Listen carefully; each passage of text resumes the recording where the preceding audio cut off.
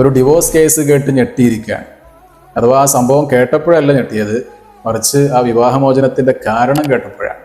ഒരു ചെറുപ്പക്കാരൻ നിരന്തരമായി കഴിഞ്ഞ ദിവസങ്ങളിലൊക്കെ വിളിച്ചുകൊണ്ടിരിക്കുകയാണ്, എനിക്ക് ഒരു വിഷയം പറയാനുണ്ട്, കുറച്ചൊരു സമയം ഉസ്താദ് എന്നെ കേൾക്കണം. പക്ഷെ അപ്പോഴൊന്നും വിശാലമായൊരു സമയം കിട്ടാത്തത് കൊണ്ട് ഈ കഴിഞ്ഞ ദിവസം അദ്ദേഹം വിളിച്ചു, ഒരുപാട് സംസാരിച്ചു. അപ്പൊ അദ്ദേഹം എന്നോട് പറഞ്ഞത് അദ്ദേഹത്തിന്റെ ഭാര്യ അദ്ദേഹത്തോട് ഡിവോഴ്സ് ചോദിച്ച് നിർബന്ധിപ്പിച്ച് വാങ്ങി എന്നുള്ളതാണ്. അപ്പൊ ഞാൻ ചോദിച്ചു, എന്താണ് അവള് കാരണം പറഞ്ഞത്? അപ്പൊ പറഞ്ഞു, ഞാൻ എവിടെയും കൊണ്ടുപോകുന്നില്ല എന്നുള്ള പരാതിയാണ്. അപ്പൊ ഞാൻ ചോദിച്ചു, നിങ്ങൾ എവിടെയും കൊണ്ടുപോകാറില്ലായിരുന്നോ?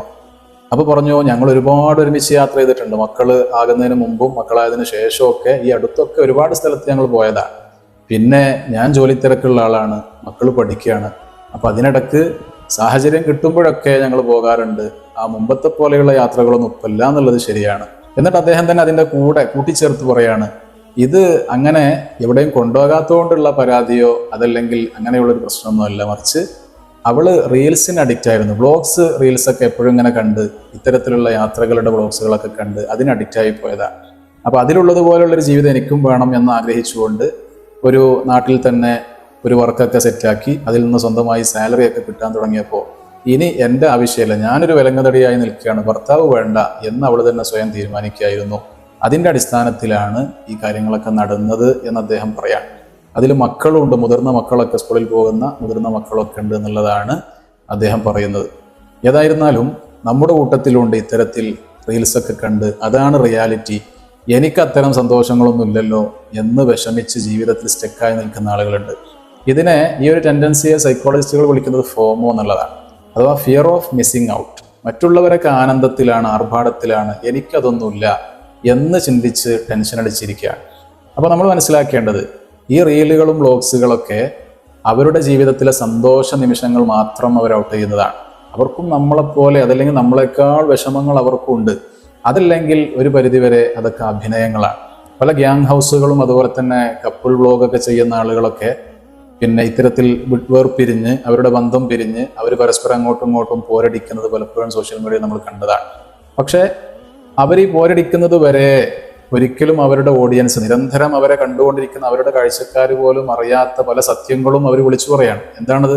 വർഷങ്ങളായി അവിടെ ഒരു സമാധാനവുമില്ല, അവിടെ പ്രശ്നങ്ങളാണ്, പ്രതിസന്ധികളാണ് എന്ന്.